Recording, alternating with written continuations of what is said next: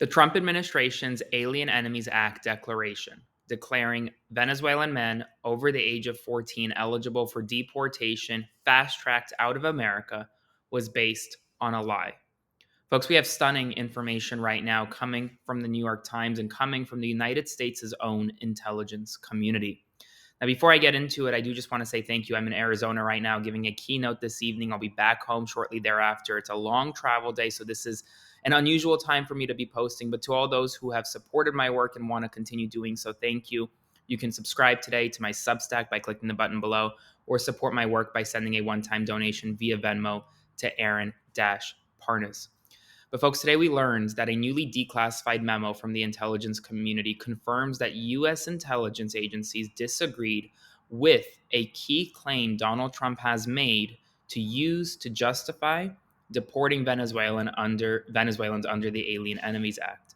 The memo, which has echoed previous reporting that I've done and previous reporting from the Times and elsewhere, says that Venezuela's government likely isn't working with the Tren de Aragua gang. And let me quote it for a second. It says, quote, "While Venezuela's permissive environment enables TDA to operate, the Maduro regime probably does not have a policy of cooperating with TDA and is not directing TDA movement and operations in the United States." Why is this significant? This is significant because the Alien Enemies Act proclamation that Donald Trump signed specifically said that Tren de Aragua is being essentially utilized and working with the Maduro regime. Trump can only invoke the Alien Enemies Act, folks, if a foreign nation is invading or threatening invasion of the United States. And he used that as a premise to invoke the act. But now we're learning that that invocation likely was completely based on a lie. But that's not all. When asked about his prior commitment to making Canada the 51st state of the United States, today Donald Trump said, quote, "I still think it takes two to tango. I'm a real estate guy at heart." Mark Carney, the Canadian Prime Minister who just won a full term to be Canada's Prime Minister, confronted Donald Trump in the Oval Office, saying that in real estate, some places are just not for sale. For example, this one, referring to the White House, Buckingham Palace. You visited it. And after speaking with Canada's leaders during the campaign, I can tell you, quote, "It's not for sale, and it will never be for sale." Trump then responded with a shrug and merely said, "Never say never." Imports from China have dropped sharply since Donald Trump raised tariffs, now as high as 145% on many goods. Gene Soroka, who's the executive director of the Port of Los Angeles, told CNN today that imports are now down 35% compared to last year. Some shipments are showing a decline of over 50%. Many U.S. businesses have canceled orders, unwilling to pay the steep costs associated with importing goods into America right now. The port had expected 80 ships in May, but 20% have already been canceled, with more cancellations scheduled for June and beyond.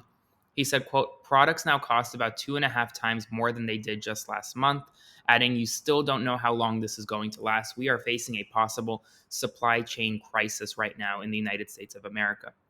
Meanwhile, Donald Trump said, quote, "Everyone keeps asking, when are you going to sign deals," referring to trade deals, "but we don't have to.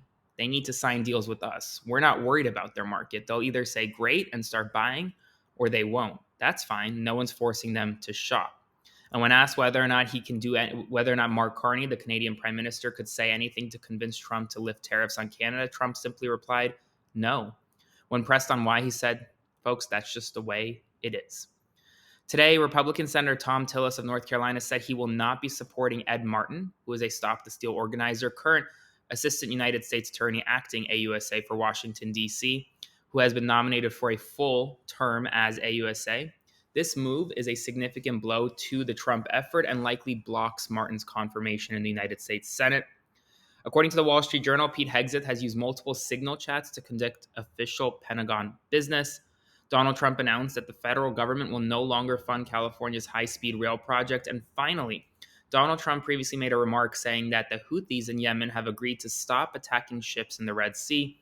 Today, a Houthi spokesperson just minutes ago said that Trump's statement is inaccurate and they never agreed to do that. Folks, that's all the news right now. We'll see if I can get an evening rundown out tonight via video, but definitely you'll get something via text because I'm on the road right now. But stay tuned. Thank you all for your support. As always, if you want to support my work, click the button below.